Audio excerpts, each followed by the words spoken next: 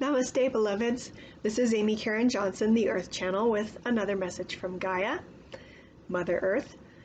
And this is the second part of a series about the chakras as they appear in human design, referred to there as centers. Today we're going to talk about the sacral center, and the theme here is one of choice. And so I have a poem for you that Gaia helped inspire with me and in me, and it is sort of about the difference between choice and control. So here goes. No more violence, no more pain, no more victim, no more shame. No more forcing, no more blame, no more fighting, no more stain. From the shit grow the roses. One door opens, one door closes. No more running, no more hiding. In the dance, we're all abiding.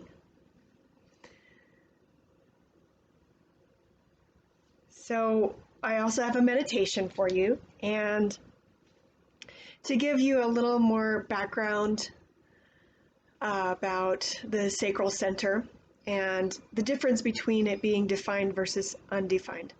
There's about, according to human design, 70% of the population that has the sacral center defined, making us either generators or manifesting generators. And whether, we are manifesting generators or generators, with that center defined, we can sometimes be a little bit blinded by all of that energy. It gives us this warm, fuzzy, enveloping aura to us. And it can be fairly attractive, but it's a little bit, we can't really see past it necessarily, and it's not as close as our nose. We have a wider aura than that. It's fairly large actually, but it's like being able to see, not being able to see the forest because of the trees, right? You're sort of focused on all these trees around you, and you don't always at first realize that you're in a forest. And so that's why sometimes we need the advice of projectors who do not have that sacral defined. Sometimes we need the direction from manifestors who also do not have that center defined. And we can always use any wisdom that reflectors have managed to gain with all of their centers open.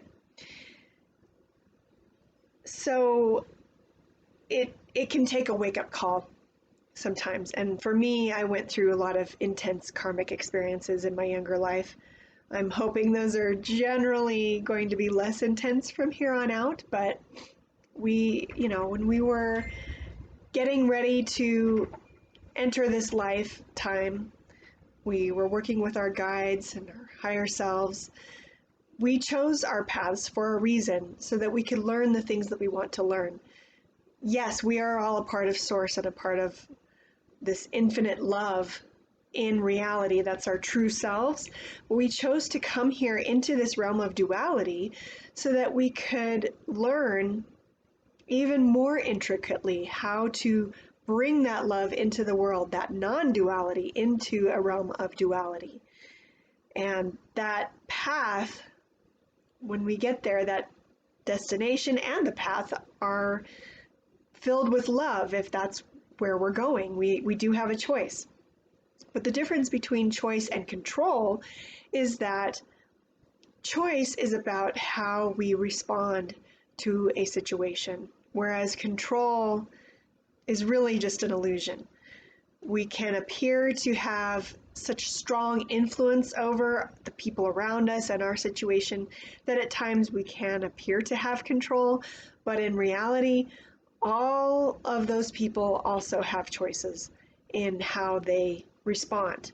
Even children. Now, children are the exception in what I would say children can truly be a victim. They have the least amount of choice of all of us because they are dependent upon the adults in their lives for survival, for growing up and learning how to survive on their own, how to make choices.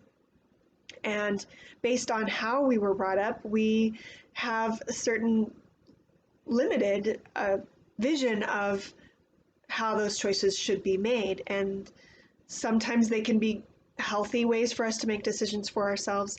Other times, maybe not so much. Or even if they are healthy ways for us to make decisions for ourselves, they might not necessarily be healthy for others to make decisions in that same way, exact way. So I invite you all to open up and respect and accept that others have differences from us, and those differences are not necessarily bad.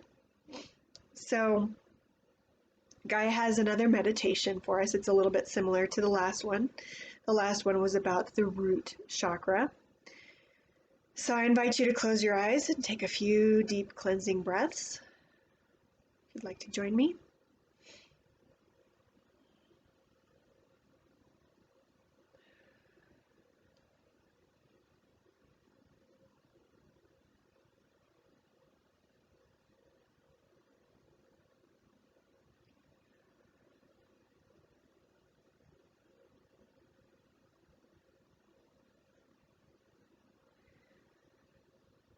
And again, if you would like, feel free to repeat these words.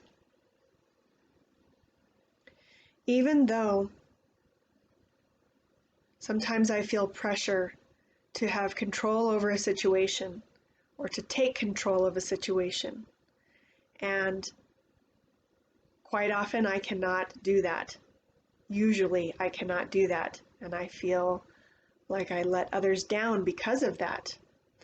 I deeply and completely love and accept myself. Even though I know that there are others in the world, if not in my life specifically, who believe we should be able to control situations, certain situations, maybe all situations. I know that control is an illusion. I take responsibility for my choices and how I respond to different situations, and I bring in my influences as I feel called. But when it comes to control, I release the need to control, and I deeply and completely love and accept myself this way. So if you feel you may have any attachments to control or any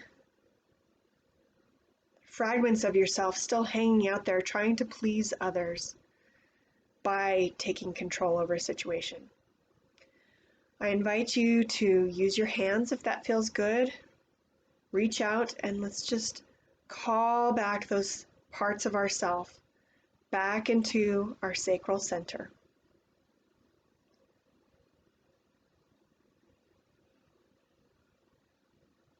This is how we're responding at this time. And now that those are back in that sacral center, let's just love and accept those parts of ourselves for trying to have control, trying to please others. And let's just love and accept those parts of ourselves right now.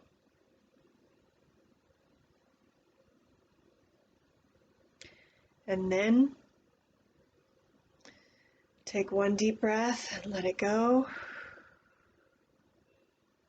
And now let's feel that center fill with love, unconditional love. Love that responds to all situations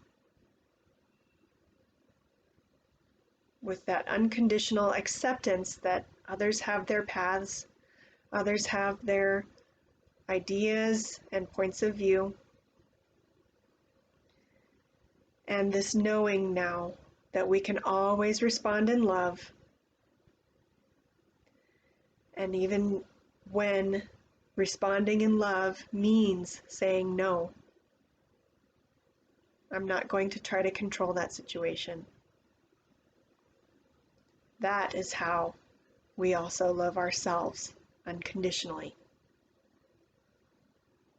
We listen to that sacral center, and if there is that energy there to respond, to act, and your gut is clearly saying yes, then that is the way to respond with that center in the highest integrity. But we also acknowledge and recognize when that energy is not there, not ready to act, at least not yet. And we make peace with the word no. That even in the word no, there can be love. Love for ourselves and love for others. And even with those no's that we feel we must answer with sometimes, we deeply and completely love and accept others on their paths and others as they may need to say no to us sometimes.